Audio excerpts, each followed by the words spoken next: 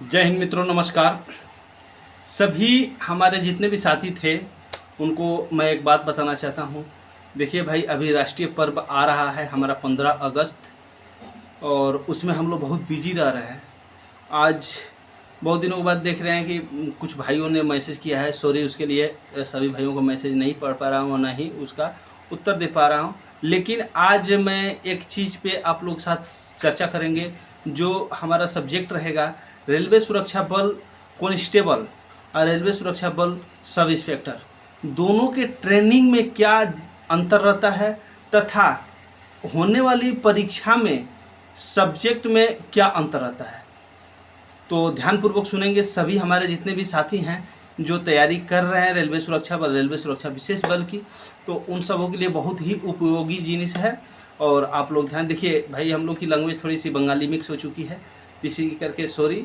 अभी हम बताएंगे आप लोगों को। जो देखिए रेलवे सुरक्षा बल, सबसे पहले हम परीक्षा ट्रेनिंग में चलते हैं, उसके बाद बताएंगे परीक्षा में क्या डिफरेंट रहेगा। तो सबसे पहले हम ट्रेनिंग में चलते हैं। देखिए ट्रेनिंग जो आउटडोर की होती है, चाहे वो कॉन्स्टेबल का हो या सब इंस्पेक्टर का हो या एएसी रैंक डायरेक्टली जो यूपीएससी पास करके 16वें रैंक से आते हैं हमारे डिपार्टमेंट में, उन लोगों की हो, सबकी एक ही होती है। बीपीआरएनडी जो रिसर्च पुलिस जो अभी जो हम लोग का किताब है, जिसके हिसाब से पूरी ट्रेनिंग कराई जाती है, थोड़ी बहुत लोकल अरेंजमेंट उसमें से की जाती है, थोड़ा बहुत चेंजेस हल्का होता है, जो कि आप ट्रेनिंग मारने के बाद ही अंतर समझ पाइएगा, उसके पहले आपको समझ में नहीं आएगा। लेकिन हम आपको जानकारी के लिए बता दें कि ट्रेनिंग दोनों कॉन्स्टेबल का हो या एसआई का हो या बड़े रैंकों का हो या एकेडमी में जो कराई जाती है उच्च अधिकारियों के लिए, वो सबकी ट्रेनिंग एक समान होती है, एक ही चीज़ होती है। क्योंकि अंतर कैसे रहेगा, मान लीजिए हमको बताया गया सावधान के पोजीशन में एड़ी से एड़ी सटा रहेगा, पंजे से पंजे के बीच में 6 इंच की दूरी यानी 30 अंश का कोण बनना चाहिए, तो वो सबके लिए है, सिर्फ हमारे कॉन्स्टेबल के लिए ही नहीं है। वो हमारे कॉन्स्टेबल के लिए भी है, एसआई के लिए भी है और हमारे हाई रैंक के अधिकारियों के लिए भी है। तो सबको एक समान ही ट्रेनिंग होता है। लॉ जो कानून जो पढ़ाई जाती है वो भी सबको एक समान ही पढ़ाई जाती है, क्योंकि जो क्वेश्चन हमारे मतलब सामने आएगा वही क्वेश्चन तो उनके सामने भी जाएगा। तो सेम जो हमारा भारतीय न्याय संहिता भारत आया हुआ है, जो किताब छपी हुई है संविधान में या कानूनों में संशोधन हुई है, तो सेम टू सेम सबको एक रैंक का एक समान पढ़ाया जाएगा। ऐसा नहीं है कि हाई रैंक वालों को कुछ अलग अलग पढ़ाया जाता है, लो रैंकों का कुछ अलग पढ़ाया नहीं। सबकी कानून व्यवस्था पूरे समस्त भारत के लिए एक ही है।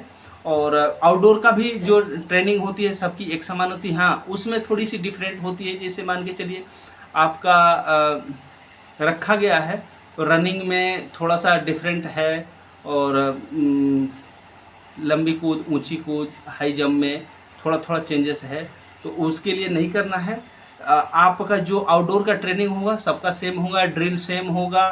जितनी परीक्षाएं हैं, गोला, भाला, बीम, डंड, दौड़, लॉन्ग जंप, हाई जंप, सबकी कराई जाती है, सबका सेम है। सिस्टम सबको एक ही बताया जाएगा। अब उसी में भाई कुछ लोग अच्छे लाते हैं, कुछ लोग थोड़ा कम लाते हैं, तो प्रिंसिपल मार्क्स भी आता है, तो उस करके आपको सबको मिला जुला के पास फेल किया जाता है। बहुत सारे अभ्यर्थी फेल भी होते हैं ट्रेनिंग में, तो उनको दोबारा रिपीटर करके फिर से ट्रेनिंग कराई जाती है, फिर से परीक्षा ली जाती है, फिर पास कराया जाता है। लेकिन ये चीज़ दिमाग में बैठा लीजिएगा, अगर ट्रेनिंग सबका सेम होता है, रनिंग सबकी सेम कराई जाएगी। जैसे मान के चलिए सुबह के टाइम में टाइमिंग बनी है 5:45 के अंदर आपको मार्च अप लाइनअप होना है ट्रेनिंग ग्राउंड के अंदर, तो आपको सुबह में अपना फ्रेश व्रेश होकर 5:45 के अंदर लाइन पे खड़े हो जाना है, अपना हथियार आर्म्स लेके, चाहे जिस प्रकार से आपको आदेश मिला हुआ है उस प्रकार से। जैसे पीटी ड्रेस में अगर जो बोला हथियार लेकर नहीं जाना है, तो अपना पीटी ड्रेस में खड़े होंगे, तो सभी लोग होते हैं। रिपोर्टिंग सबकी एक साथ होती है। अब मान के चलिए अगर जो एक साथ में कॉन्स्टेबल का भी ट्रेनिंग हो रहा है, एसआई का भी ट्रेनिंग हो रहा है और हायर रैंकों का भी ट्रेनिंग हो रहा है, तो सबको एक टाइम दी जाती है रिपोर्टिंग टाइम, सबको एक साथ में लाइनअप होगा, एक साथ में मार्च कर दी जाएगी। बल्कि उसी में इंस्ट्रक्टर साहिबान जितने भी रहते हैं, तो जो कांस्टेबल के लिए नियुक्त किए गए इतने ये इंस्ट्रक्टर साहिबान कांस्टेबल का कराएंगे, इनका प्लाटून ये है, उनका प्लाटून ये है, वो लोग उसमें चले जाते हैं, उसके हिसाब से उनको काम कराते हैं। फिर एसआई महोदय लोगों के लिए भी अलग मतलब इंस्ट्रक्टर नियुक्त हुए हैं, वो लोग कराते हैं। तो हाई रैंकों के लिए देखिए ट्रेनिंग सबका एक समान है, कोई डिफरेंट नहीं है।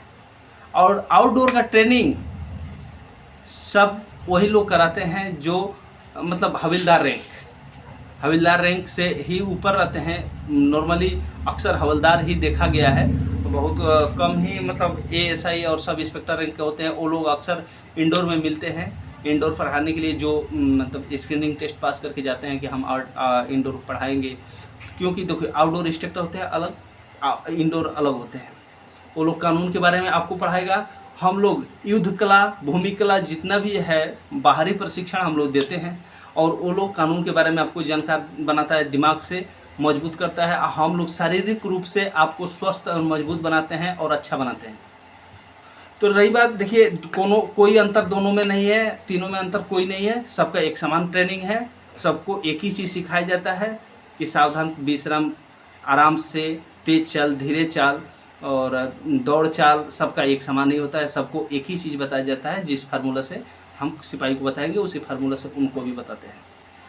अब रही बात परीक्षा में, देखा जाए कि रिटन एग्जामिनेशन में क्या अंतर रहेगा, तो एसआई और सिपाही के रिटन एग्जामिनेशन में कोई अंतर नहीं रहेगा। सब्जेक्ट वही है, नंबर उतना ही है, क्वेश्चन भी उतना ही है, और क्वेश्चन का लेवल भी सेम रहेगा। क्वेश्चन का लेवल भी सेम रहेगा, बल्कि मेरिट डिफरेंट होगी, क्योंकि इसकी सीटें कम है एसआई का, और सिपाही का सीट अधिक है। दूसरी बात कि उसका जो है उसमें मान लीजिए संख्या कम है, सीट कम है, संख्या ज़्यादा है, तो जाहिर सी बात है कि उसमें टॉप रैंक को ही चुना जाता है। और इसका जो सिपाही लेवल का, इसमें संख्या के हिसाब से चुना जाता है, तो थोड़ा सा लो होता है, 2-4 नंबर का डिफरेंट होता है।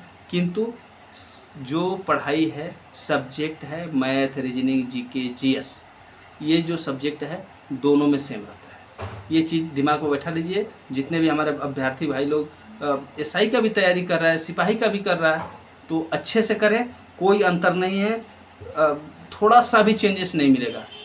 आप अगर सोचते हैं कि एसआई लेवल में बहुत हाई रैंक का क्वेश्चन आता है, नहीं, सेम लेवल रहता है। हमने दोनों का ही दिया है, बल्कि हमने नहीं निकाल पाया क्योंकि हमारी तैयारी उस लेवल की नहीं थी। हमारी तैयारी उस लेवल की नहीं थी, इसलिए हमने नहीं निकाल पाया। और ये जिस समय हमने कांस्टेबल में भरा था, तो उस समय हमारी थोड़ी सी कमी थी, क्या कि हमारा, पहली बात कि हमारा एज नहीं था। एसआई के लिए हमारा एज नहीं था, सिपाही के लिए एज हो चुकी थी। और फिर से हमारे दिमाग में क्या था, क्योंकि मैं एक बार एसएससी सीपीओ का परीक्षा दिया था, जिसमें कि इंग्लिश का, हमारा इंग्लिश बिल्कुल ही जीरो है, बिल्कुल ही जीरो है। हमने डर गया कि भाई वो भी तो सेंटर का एसआई है, तो उसमें भी इंग्लिश आएगा, इस करके हमने फॉर्म नहीं भरा। दूसरे चांस में गया तो भाई हम ऑफलाइन का ही परीक्षा दिए थे, ऑनलाइन कभी नहीं दिए थे। जब हमको बैठना पड़ा ऑनलाइन में, तो थोड़ी सी हमको दिक्कत हुई कंप्यूटर और माउस चलाने में। थोड़ी सी टाइमिंग का ऊपर नीचे होने से भी मेरिट साइड में कट जाता है, इस करके हमारा कट गया। फिर भी हमको कोई अफसोस नहीं है, हम जहाँ हैं संतुष्ट हैं, खुश हैं। और हम आप लोगों को यही कहेंगे, जिस रैंक का नौकरी मिल रहा है, तो हमारे भाई आप लोग आओ, ज्वाइनिंग करो, फिर मौका मिलेगा, तैयारी करो, आगे बढ़ो, बस। जय हिंद मित्रों। अगर जो किसी को अब से भी डाउट है तो हमें मैसेज कर सकता है, जितना हमें की जानकारी रहेगा हम जरूर आपको बताएंगे। जय हिंद मित्रों।